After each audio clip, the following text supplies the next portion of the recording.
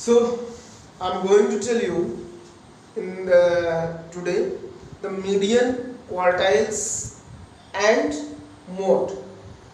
First of all, I will explain you that what is the difference between median and the quartiles.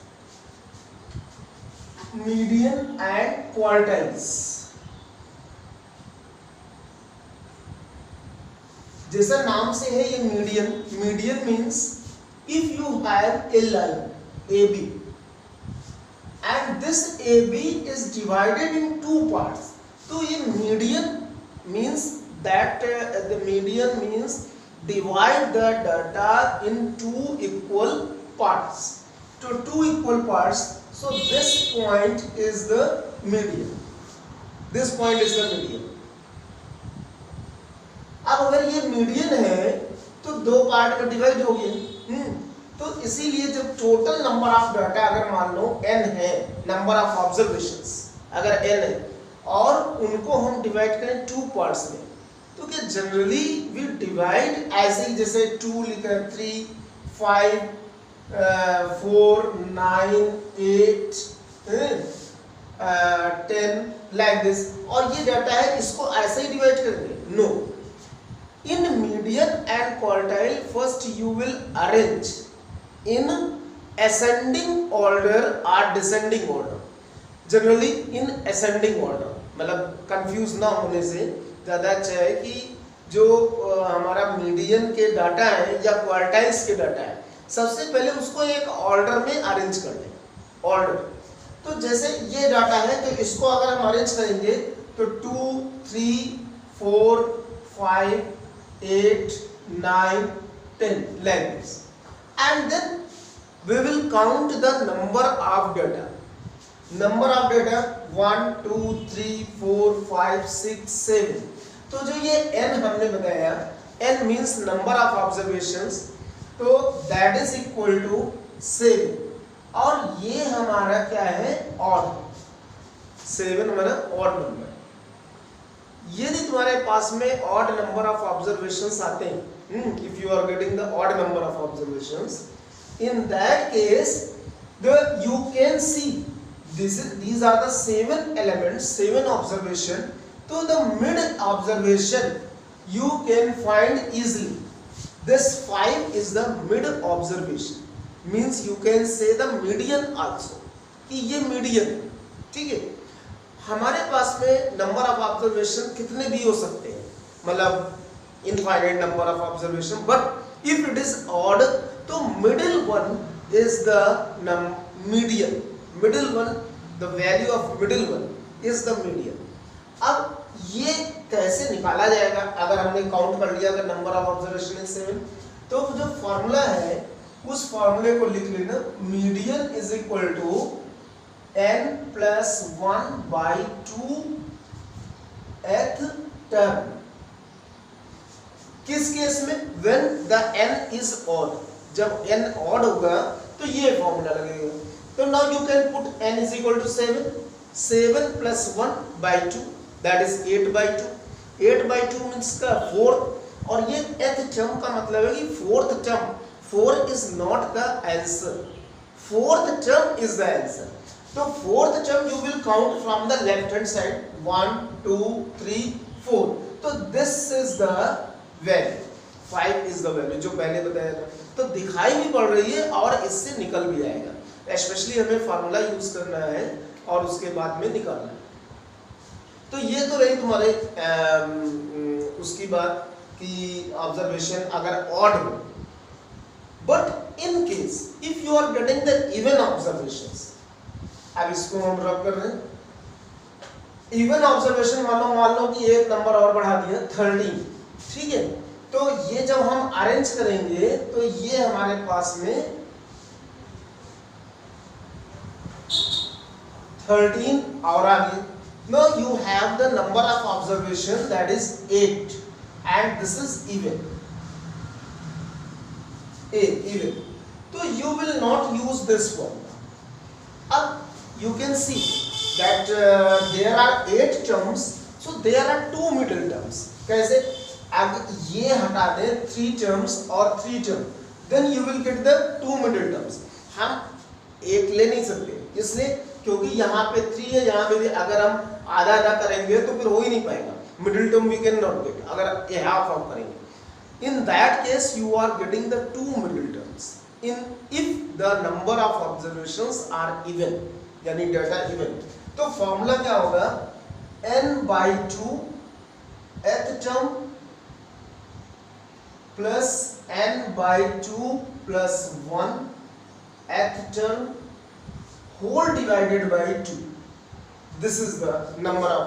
अब ये number of observation कैसे मिलता है, n/2 th term that by 2 plus n/2 plus 1 th term and whole divided by 2।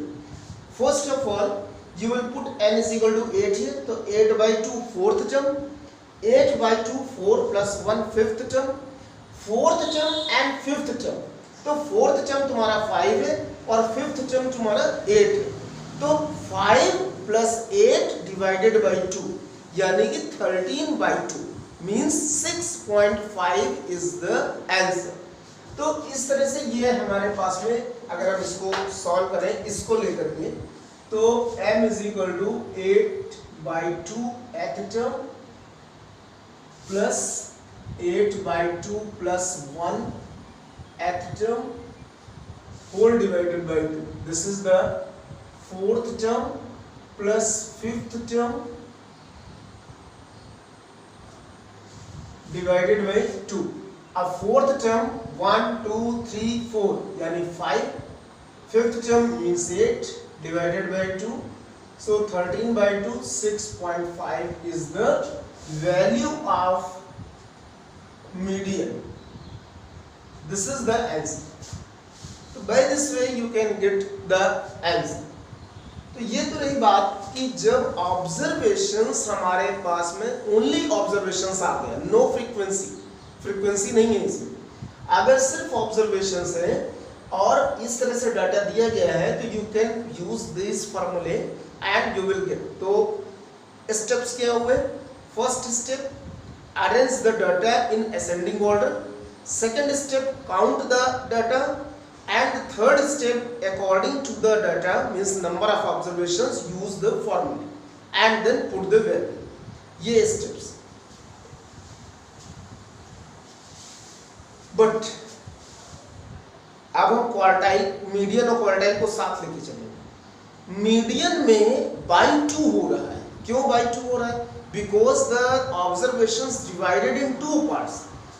अगर हम इसी question में quartile लेते, क्वार्टाइल का मतलब होता है कि व्हेन द ऑब्जर्वेशन, मतलब ये जैसे मान लो डाटा है, क्वार्टाइल मींस इन 4 पार्ट्स। अब इस AB को 4 पार्ट में डिवाइड करने के लिए how many points are required, 1 2 3, Q1 Q2 Q3। किसी भी एक लाइन को अगर हम 4 पार्ट्स में डिवाइड करना चाहते हैं इक्वल पार्ट्स में, तो हमें उनके बीच में 3 पॉइंट्स चाहिए, तभी वो 4 पार्ट्स में डिवाइड होंगे। तो 1 2 3 4 पार्ट्स हो गए। There are points Q1 Q2 Q3। These are called quartiles। इसीलिए इसे क्वार्टाइल्स कहा जाता है क्योंकि 4 पार्ट, क्वार्टर 4 पार्ट में। इसी तरह डेसाइल भी होता है, परसेंटाइल भी होता है, लेकिन तुमको सिर्फ क्वार्टाइल पढ़ना है। अब इसका नाम, इस क्वार्टाइल का नाम क्या होता है, सबसे पहले क्वार्टाइल का नाम होता है लोअर क्वार्टाइल। फिर Q2 जो होता है, अब Q2 तुम देख सकते हो, Q2 is the middle point, तो ये मीडियन भी तो है इसका मतलब। तो this is also known as median. तो इसका यूज, इसको Q2 नहीं पूछा जाता है, मीडियन पूछा जाता है इन प्लेस ऑफ Q2। और Q3 is the upper quartile, upper quartile. Q3 is the upper quartile. तो इसका नाम होता है Q1 means lower quartile, Q3 means अपर क्वार्टाइल। अब अगर हम इस डाटा को देखें तो जो Q1 पॉइंट है वो पूरे का 1/4 है, यानी कि एक ही पार्ट तो हुआ, तो दिस इज द 1/4। Q2 क्या हुआ, 2/4, 2/4 मीन्स 1/2, इसीलिए इसको मीडियन कहते हैं। 1/2 हो गया ना, हाफ। Q3 क्या होगा? 3/4, मतलब 3 पार्ट, 1 2 3, थर्ड पार्ट है, तो that is known as the 3/4। तो इस तरह से हम वैल्यू को मतलब बता रहे हैं कि what is the meaning of Q1 and Q2। अब हमें यूज करना है इसके फॉर्मूले। The same method you will use, same pattern. पहले डाटा दिया गया होगा, you have to arrange in ascending order, पहले अरेंज करें असेंडिंग ऑर्डर में, काउंट करें नंबर ऑफ डेटा, इवन है कि ऑड है, and if the odd then what you will use the quartile.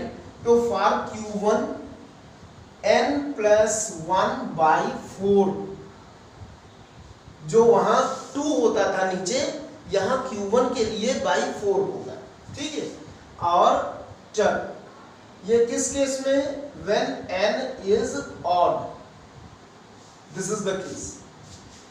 Q1 अगर हम Q3 की बात करें for the number of observation और Q3, तो अभी हमने बताया उसको 3/4 करते हैं, मीन्स 3 से इसी को मल्टीप्लाई कर दो, तो 3n+1/4 एथ टर्न, और this is the odd observation. तो Q1 और Q3 निकल आएंगे फॉर ऑड ऑब्जर्वेशंस। इसमें रखेंगे n की वैल्यू, जैसे मान लो 7 आई, तो 7+1/4 8/4, दैट इज सेकेंड टर्म। अब काउंट कर लेंगे what is the value of second term from the left hand side. इसी तरह इसमें भी करेंगे, तो ये 2 आया, 2 3 जा 6th टर्म, ये 6th टर्म हो जाएगी। तो it is very simple for the observations if you don't have the frequency. लेकिन केस कब आता है कि जब हमारे पास में n इवन हो, जब n इवन होगा तो फिर क्या करेंगे? उसके लिए जैसे मीडियन में बड़ा लंबा फार्मूला होता है, वैसे इसमें नहीं है। तो इसको हम बता देंगे, क्वार्टाइल है Q1 is equal to, only you write the n/4 th term, कब? for n is even, ठीक है। और Q3 क्या होगा? 3n/4 th term when n is even। तो बिल्कुल सिंपल फॉर्मूले हैं, क्वार्टाइल के सिंपल फॉर्मूले। तो इन that case you can get the answer. So this is for the odd number of observations and this is for the even number of observation। और method पूरा median का लगेगा, टोटल कोई भी चेंज नहीं है। Ascending order, change in arrange in the ascending order, then count the number of observations, these are the steps, and then put the value, n की value जो भी है, और उसके बाद लेफ्ट साइड से काउंट करके वो आंसर लिख देना। तो ये है तुम्हारा for direct, this is also known as the direct method. क्यों? क्योंकि इसमें कोई भी फ्रीक्वेंसी नहीं है, कुछ भी नहीं। इसी में एक टर्म आता है जिसको हम कहते हैं इंटर क्वार्टाइल रेंज या क्वार्टाइल रेंज। तो क्वार्टाइल रेंज किसे कहते हैं?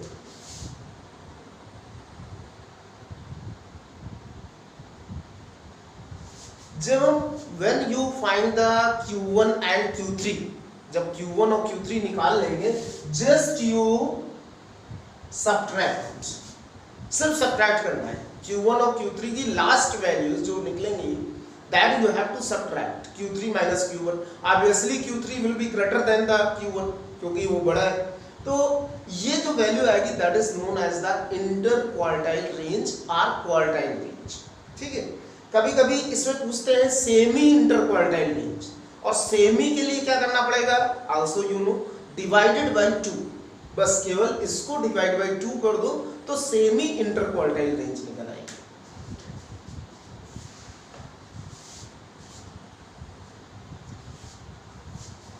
अब हमारे पास में जो क्वेश्चंस मतलब जो दूसरे टाइप का है वो है फ्रीक्वेंसी विद डाटा ऑब्जर्वेशंस, मतलब वेरिएबल। तो जैसे हमारे पास में मान लो कि ये दिया गया है x एंड f, और x और f में कोई भी क्वेश्चन हम एक ले रहे हैं छोटा सा, 5 10 15 20 25 30 35 1 2 5 6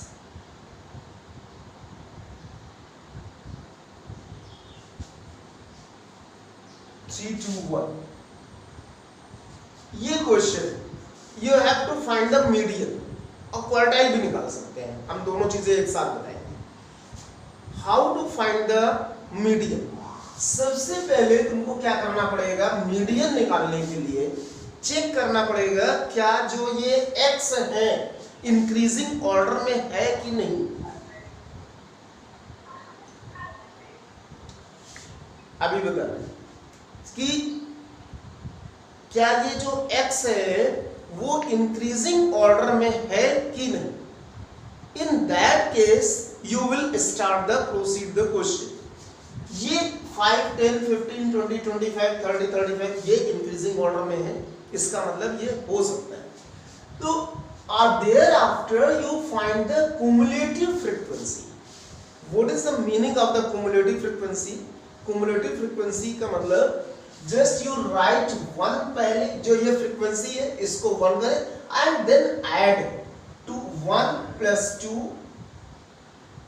3 then 3 plus 5 8 then 8 plus 6 14 then 14 plus 3 17 17 plus 2 19 and 19 plus 1 20 ये हमारी कुमुलेटिव फ्रीक्वेंसी है इसको हम 1 यहां लिखे दे रहे हैं पहली frequency as it is you write and then add diagonally मतलब जो ये बाद वाली फ्रीक्वेंसीज है ऐसे ऐड करते जाओ तो ये तुम्हें मिल गए कौन सी frequency cumulative frequency and then the last one ये जो है ये 20 जो आएगा ना वो इसका फ्रीक्वेंसी का सम ही होगा अगर हम इसको फ्रीक्वेंसी का सम करें तो 20 ही आएगा अगर चेक कर सकते हैं कि how to means your calculation is right और wrong and this is called n इसको n बोलते हैं यही n है हमारा अब now you have the n means 20 means even number means even observations हमारे पास जो डाटा है वो इवन ऑब्जर्वेशंस का है use the formula for the even observation for median plus n/2 plus 1 at term whole divided by 2 then 20/2 20/2 plus 1 upon 2 means 10th term plus 11th term divided by 2 but सबसे ज्यादा problem यहीं पे आती है कि हम कौन सा टर्म ले 10th टर्म का मतलब क्या होगा You see this cumulative frequency क्या यहाँ कोई तुम्हारा 10 नंबर दिख रहा है नहीं दिख रहा है 11 दिख रहा है नहीं दिख रहा है जनरली नहीं दिखते अगर 10 नहीं दिखता है तो जस्ट उसके बाद वाला जस्ट आफ्टर द 10 मतलब 10 से बड़ा कौन सा नंबर है दैट इज 14 11 से बड़ा कौन सा नंबर है वो भी 14 है हमारा मतलब इस cumulative frequency टेबल में देखना है फ्रीक्वेंसी टेबल में नहीं देखना you have to see in the cumulative frequency table that the number which is just greater than the 10th and 11th so in this case you are getting the 14 and in front of the 14 from the x column from the x variates from the x column in front of the 14 which number is there which value is there that is 20 इस 20 को यहाँ पे लिख लें 20 और इसको भी 20/2 and then the value of the median will be 20 ये है so this is the process when you have the frequency in case of frequency the table then first you find the cumulative frequency then check whether it is odd or even use according the formula and then the in the cumulative frequency check the number is there or not अगर नहीं है तो just greater than वाला number लेंगे और उसके just ये वाला जो तुम्हारे पास में मतलब कि 14 है 20 लिया और इसका भी 20 लिया डिवाइडेड बाय 2।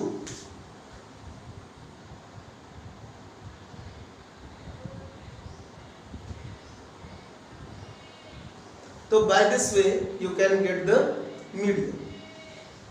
अब क्वार्टाइल की बात आती है। अगर हम क्वार्टाइल को करें मतलब क्वार्टाइल निकालना है तो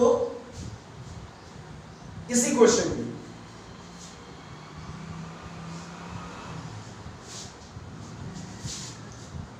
for quartile also the number of observations are given. तो Q1 निकालना है तो n/4 कर दें। एथ टर्म मीन्स 20/4 हो गया। Fifth term and fifth term is not in this cumulative frequency. तो क्या होगा, कौन सा टर्म है यहाँ पे देख सकते हो, that is 8 just greater than 5। 5 से जस्ट बड़ा, 5 से बड़े तो बहुत सारे हैं लेकिन उससे जस्ट नेबर।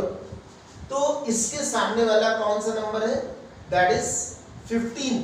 तो 15 is the answer. This is the quartile Q1 from the X column. X column में जो नंबर दिया होगा that is the answer. Similarly Q3 हमने कहा 3n/4 करते हैं for the given observations. तो 3 into 5 means 15th term। अब 15th टर्म इसमें तो है नहीं, तो जस्ट ग्रेटर देन 15 कौन सा होगा, 17 एंड 17 के सामने कौन सी वैल्यू है, 25। तो द आंसर इज 25। जब आंसर निकलेगा ना तो ये एथ और टर्म नहीं लगेगा, आंसर के पहले ये 15th टर्म बता रहा 25, तो 25 इज द आंसर। तो this is the Q1 and Q3। Median हो या Q1 और Q3 हो, the both all the three having the same method to find any question।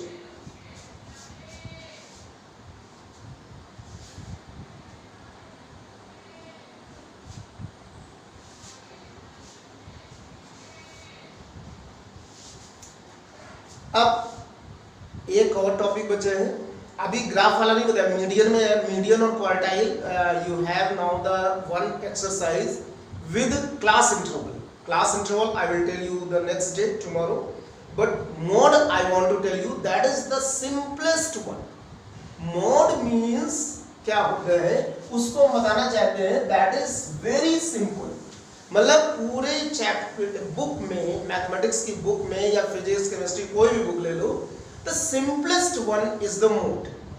कैसे, if you have the observation,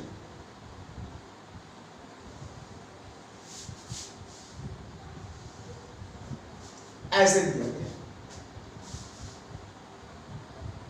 if you have the observation like this। अब इस observation में तुमको कुछ भी नहीं करना है, only you see check which number comes maximum time. सबसे ज्यादा बार कौन सा नंबर है, दैट इज 2 2 बार है, 3 टाइम्स है और 5 2 टाइम्स है। इसका मतलब 3 इज द मोड, बिकॉज तो mode is equal to 3 comes maximum time. सीधे सीधा ये इसका आंसर होता है। मतलब मोड होता क्या है, the number which comes maximum time is called mode. बड़ा सिंपल, सब सिर्फ देख के ही पता चलेगा, इसमें no calculation, nothing is there. This is the for observation, only observation without frequency is. But if you have the frequency, अब एक क्वेश्चन लेते हैं जिसमें फ्रीक्वेंसी होगा X F.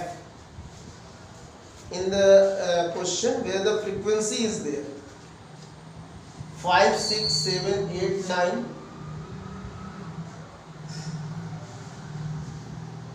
L 396421 396,421. If you have the frequency then also no problem. क्यों? इसमें तुमको कुछ भी नहीं करना है, सबसे पहले फ्रीक्वेंसी देखनी है, the which frequency is the maximum, सबसे बड़ी फ्रीक्वेंसी किसकी है, मैक्सिमम फ्रीक्वेंसी। तो मैक्सिमम फ्रीक्वेंसी 9 है। फ्रीक्वेंसी का मतलब तुम you know the what is the meaning of frequency, means the number which comes the times, how many times the number comes, that is known as the frequency. इसका मतलब 6 सबसे ज्यादा बार आया। The meaning of this, the 6 number comes maximum times in this question, that is the 9.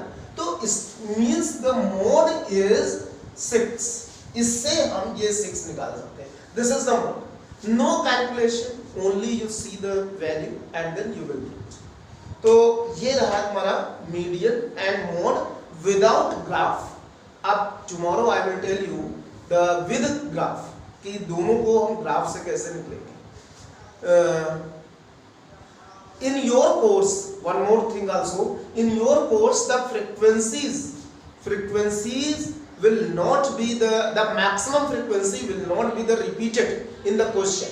मतलब 2 बार maximum frequency नहीं है, जैसे 9 है यहाँ पे तो 9 दूसरी जगह नहीं होगी।